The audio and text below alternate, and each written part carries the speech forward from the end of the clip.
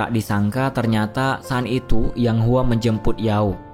Qinshi yang melihat hal tersebut langsung seketika terdiam. Tak berselang lama Qinshi pun langsung mengejar Yang Hua. Namun Yang Hua malah pergi begitu saja. Dengan perasaan yang hancur, Qinshi menangis di bawah rintik hujan malam itu.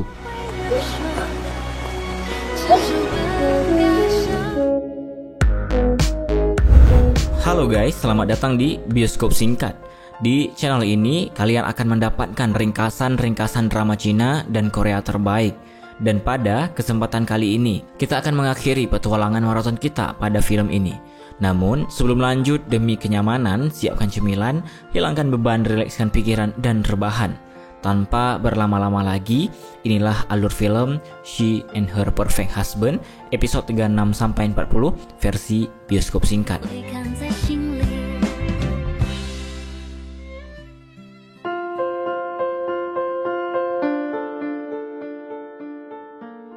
Pada saat itu, Hu Ping menghubungi Yang Hua.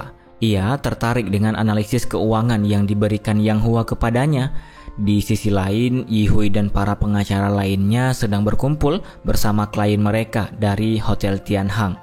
Saat itu mereka semua berpesta dan menikmati malam bersama.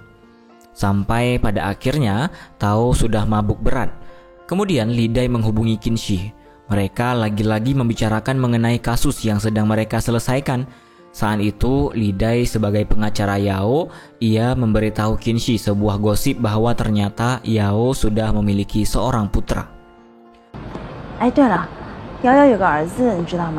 Tak berselang lama, setelah Qinshi keluar dari lift, ia mendapati Tao yang sedang tergeletak di lantai. Karena Tao yang sedang mabuk, akhirnya Qinshi pun menolong Tao untuk mengantarkannya kembali ke rumah. Di mobil, Qinshi bertanya, di mana alamat Tao? Namun Tao malah memberitahu alamat rumah Qinshi. Sampai pada akhirnya, Qinshi berhenti di pinggir jalan. Lalu mereka berdua pun turun. Karena sudah tidak tahu harus berbuat apa, akhirnya Qinshi menghubungi Yang Hua untuk meminta bantuannya. Kejadian tak terduga pun terjadi. Saat itu, Tao memegang erat tangan Qinshi sampai membuat Qinshi kesakitan. Ia meminta kesempatan kedua pada Qinshi agar mereka bisa kembali bersama, lalu menikah. Tak hanya itu, Tao juga langsung memeluk Qinshi. Kejadian itu ternyata dilihat oleh Yang Hua secara langsung.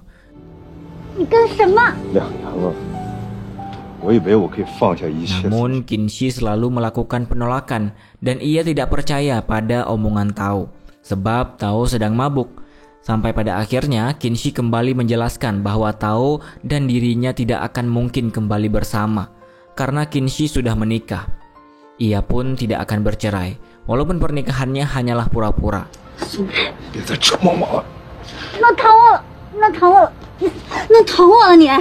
Setelah itu akhirnya Yang Hua pun menghampiri mereka berdua.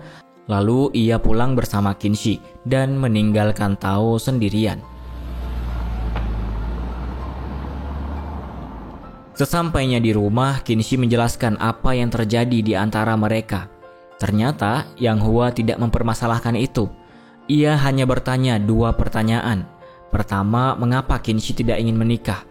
Ternyata Yang Hua sempat mendengar kalimat itu dikeluarkan oleh Tao, yang mengatakan bahwa Qinshi sebenarnya tidak ingin menikah. Qinshi pun menjawab,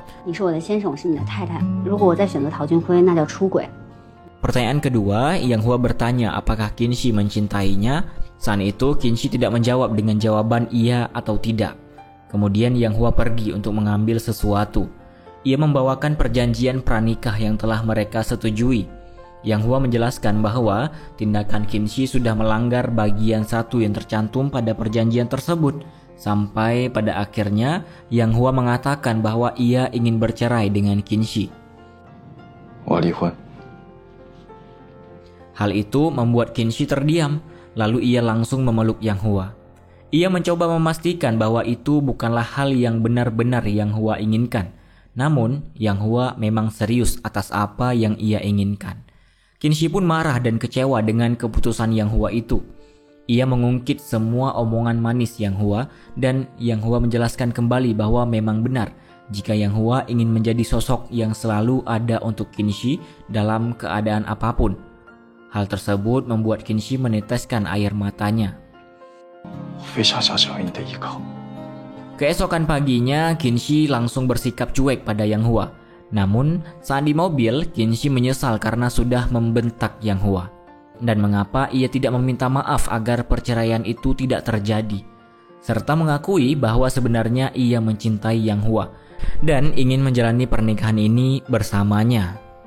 你想承认你爱他有这么难吗？你明明就想跟他结婚，我真的不想骂你，你就是个傻子。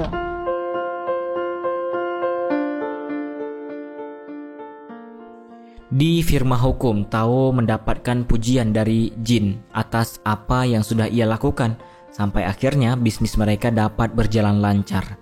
Kemudian Kinshi menemui Yihui di firma hukum.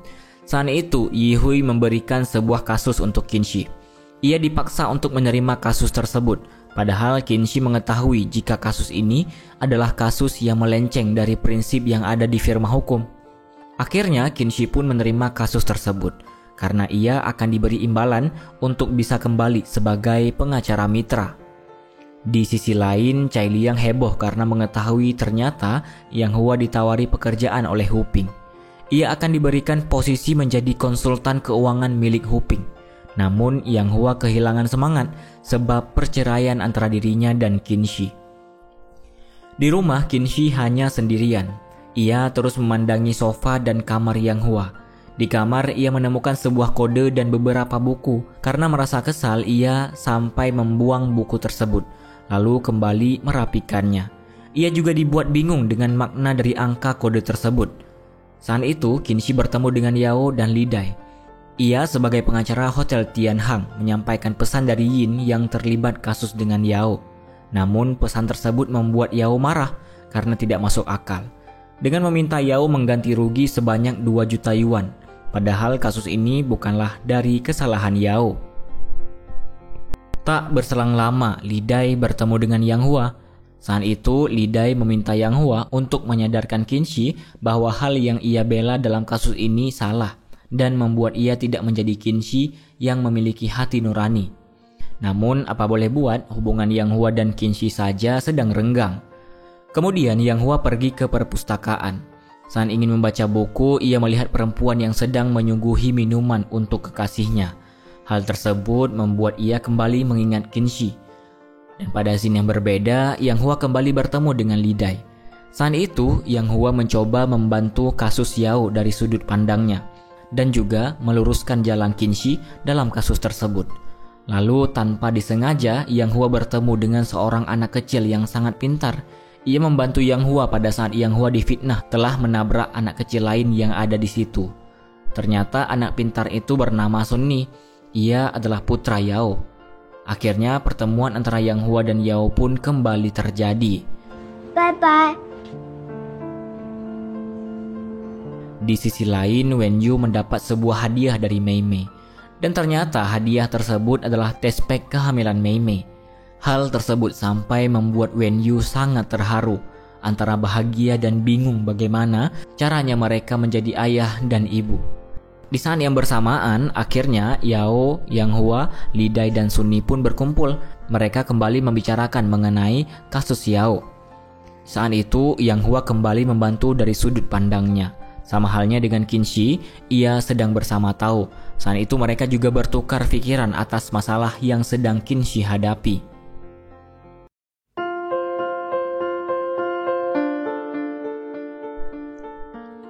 Saat itu, Li Dai si Ratu Gosip kembali menghubungi Kinshi. Ia berpikir bahwa Sunni adalah putra Yang Hua, karena sangat mirip dengan Yang Hua. Mendengar hal tersebut membuat Kinshi terlihat sangat tidak mood. Ditambah dengan Li Dai yang malah memberitahu Kinshi bahwa mereka terlihat sangat cocok untuk menjadi keluarga yang utuh. Kemudian Kinshi memandangi foto dirinya bersama Yang Hua.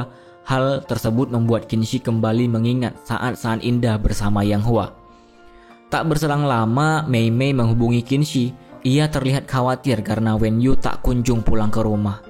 Ternyata Mei Mei tak hanya menghubungi Kinshi, ia juga menghubungi Yang Hua. Alhasil Kinshi dan Yang Hua kembali bertemu di rumah Mei Mei. Setelah pencarian yang dilakukan Qinxi dan Yang Hua di sebuah klub, akhirnya mereka menemukan Wen Yu di sebuah kamar hotel di dekat klub tersebut. Mei Mei pun langsung menuju ke hotel tersebut. Dengan perasaan yang campur aduk, Mei Mei menguatkan hatinya untuk menyaksikan apa yang dilakukan suaminya tersebut, yang padahal ia sedang dalam keadaan hamil. Di rumah, Qinxi dan Yang Hua terlihat sangat canggung. Saat itu Yang Hua baru memahami alasan mengapa Qinxi tidak mau menikah. Karena berbagai masalah yang bisa saja terjadi di pernikahan. Lalu Yang Hua pun pergi meninggalkan Qinxi.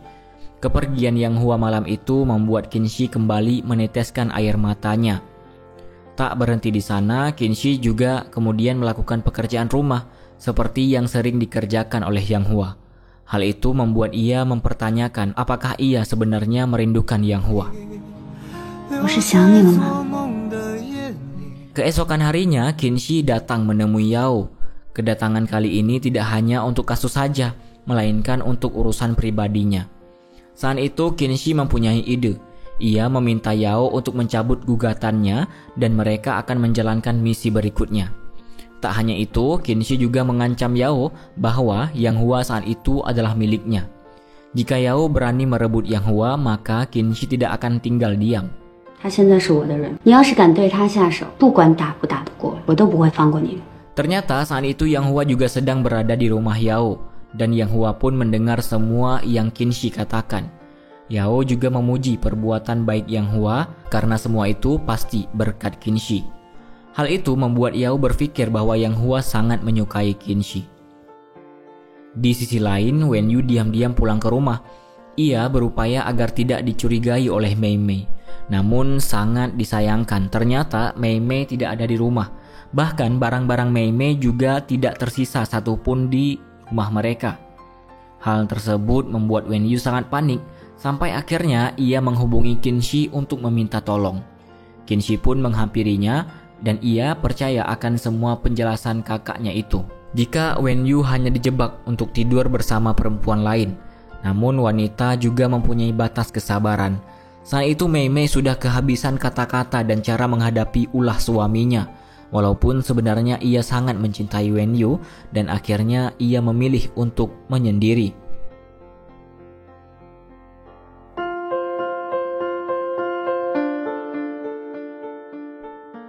Di firma hukum, Qinxi akhirnya meninggalkan kasus Yin karena ternyata ia adalah pelaku pelecehan seksual. Li Dai pun langsung menghubunginya karena ide baru Qinxi yang meminta Yao mencabut gugatan pada Hotel Tian Hang. Dan saat itu mereka beralih kasus pelecehan seksual yang dilakukan Yin.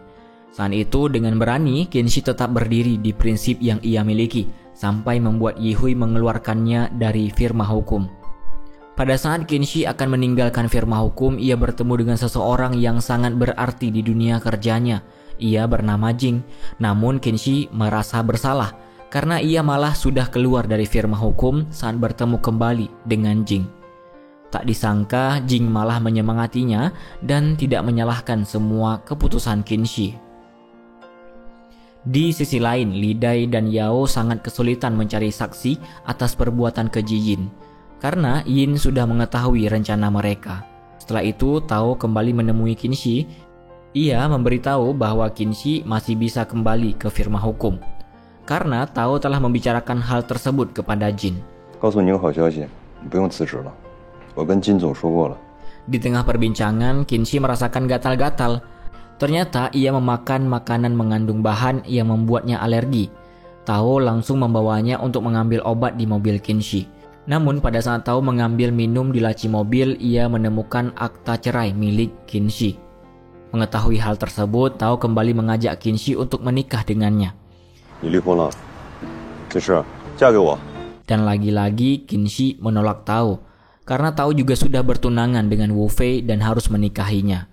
Di perjalanan pulang, Qinxi masih terus mengingat saat bersama dengan Yang Hua.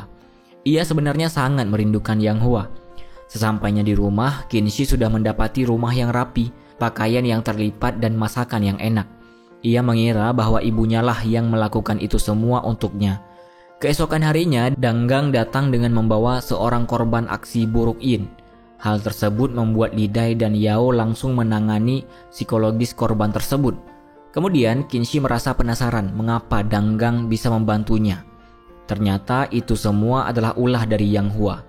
Li Dai yang mengetahui hal tersebut malah mengganggu Kinshi dengan mengatakan bahwa Yang Hua melakukan itu semua karena ingin menolong Yao. Kinshi pun terlihat cemburu dan tidak terima dengan perkataan Li Dai. 哭啦！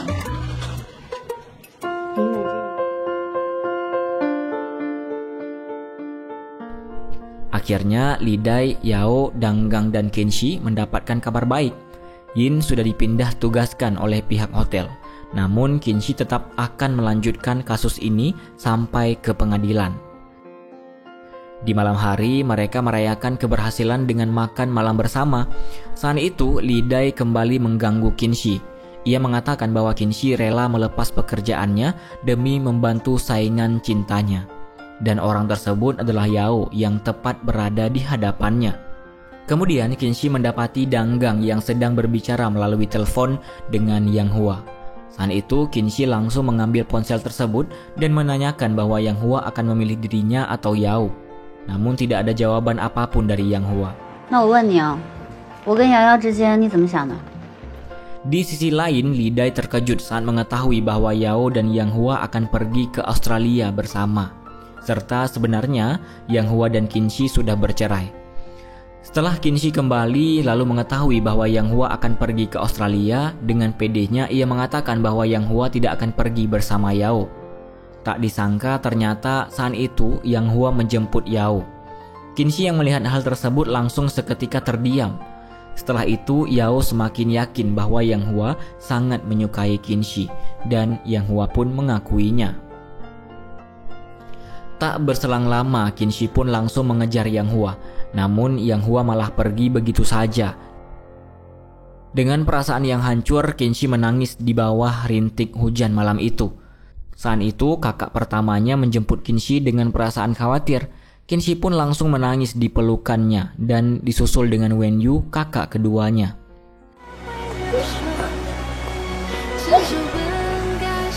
Keesokan harinya ketika Kinshi terbangun, ia mendapati kedua kakaknya yang masih berada di rumah. Kinshi pun sudah disiapi sarapan oleh kakak pertamanya. Saat itu Wenyu tidak sengaja menjatuhkan tumbuhan yang diberikan Yang Hua. Kinshi terlihat sangat menyayangi tumbuhan tersebut. Setelah itu ibu Kinshi berkunjung ke rumah dengan membawakan beberapa makanan. Kinshi mengira bahwa ibunya lah yang 2 hari lalu membersihkan, memasak serta mengisi kulkas di rumah. Ternyata semua itu adalah perbuatan Yang Hua. Tak hanya itu, ibu dan ayah Kinshi juga sudah mengetahui perceraian mereka. Yang Hua lah yang memberitahu orang tua Kinshi dengan penjelasan Yang Hua yang sangat baik, sampai membuat orang tua Kinshi memahami itu semua. Mengetahui hal tersebut membuat Kinshi langsung bergegas menyusul Yang Hua ke bandara, karena saat itu adalah jadwal terbang Yang Hua ke Australia. Namun sesampainya di bandara ia sudah tidak menemukan Yang Hua. Padahal Yang Hua tidak ikut pergi dengan Yao, dan tindakan mereka selama ini hanya untuk membuat Kinshi mau mengakui perasaannya pada Yang Hua. Di firma hukum, Kinshi disambut baik oleh Yihui dan Jin. Mereka meminta Kinshi untuk bergabung kembali di firma hukumnya. Namun Kinshi menolak dengan baik tawaran mereka. Kinshi malah mengajak mereka untuk bekerja sama mengenai kasus selanjutnya, dan mereka pun menyetujui hal tersebut. Saat itu Tao kembali bertemu dengan Wu Fei, dan Wu Fei berbesar hati untuk kembali bekerja sama dengan Tao sebagai asisten hukumnya. Pada scene yang berbeda, Wenyu mendapat kabar bahwa Mei Mei akan melahirkan anak pertama mereka.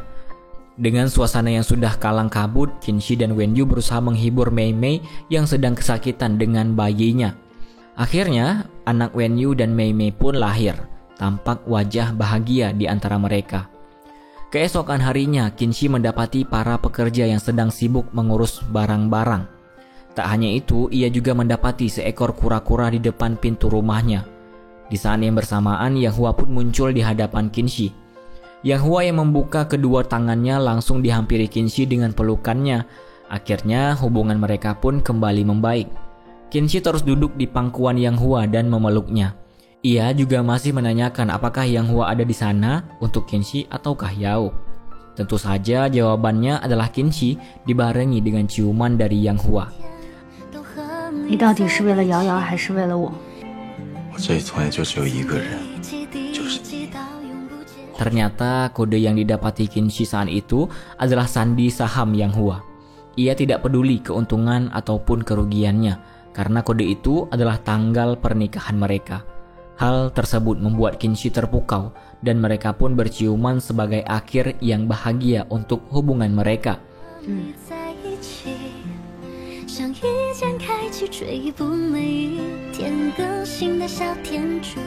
Nah, jadi itulah pembahasan drama Cina She and Her Perfect Husband episode 36-40.